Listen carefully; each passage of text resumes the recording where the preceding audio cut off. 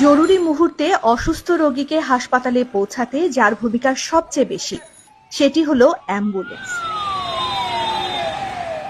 সাধারণ মানুষের জন্য অ্যাম্বুলেন্স সেবা যেখানে চড়া মূল্যের, সেখানে শুরু থেকেই সম্পূর্ণ ব্যতিক্রম ও মানবিক দৃষ্টান্ত স্থাপন করেছে আদ্দিন হাসপাতাল।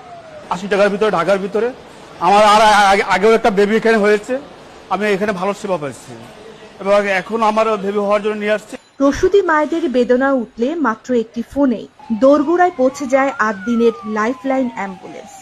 শুরুর দিকে এই সেবা ছিল একদম ফ্রি, জ্বালানি তেলের দাম বাড়ায় তা হয় 150 টাকা। এখন ঢাকার ভেতরে মাত্র 380 টাকায় মিলছে দ্রুততম মানবিক সেবা। আমাদের অ্যাম্বুলেন্স যেহেতু ছোট, আমরা অনেক ঢাকা শহরের ছোট অলিগলি আছে, ওখান থেকে আমরা পেশেন্টগুলো আনা নেওয়া করতে পারি। দেশের বিভিন্ন প্রান্তে প্রতি কিলোমিটার মাত্র 30 টাকা ভাড়ায় রোগী পরিবহন করছে আদ্দিন হাসপাতাল। এই সাশ্রয়ী ভাড়ার কারণে বিভিন্ন জেলা ও উপজেলা থেকে স্রোতের মতো রোগী আসেন মগবাজার আদ্দিনে। আজকে রিলিজ হয়ে আদ্দিন হাসপাতাল থেকে আদ্দিনের অ্যাম্বুলেন্স নিয়ে আমরা দেশে চলে যাচ্ছি। স্বল্প আয়ের মানুষ ও মধ্যবিত্ত পরিবারের জন্য এই সেবা যেন পরম এক আশীর্বাদ। বাণিজ্য নয়, মানুষের জীবন বাঁচানোই আদ্দিন হাসপাতালের ব্রত।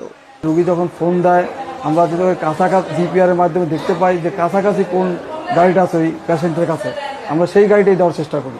বৃষ্টিময় রাত, ঝড় কিংবা যে কোনো দুর্যোগে বন্ধ থাকেনি আদ্দিনের অ্যাম্বুলেন্স সেবা। এই গাড়ির চাকা ঘুরছে বলেই বদলে যাচ্ছে অসংখ্য গরিব রোগীর ভাগ্যের চাকা। Desk report, media network, Dhaka.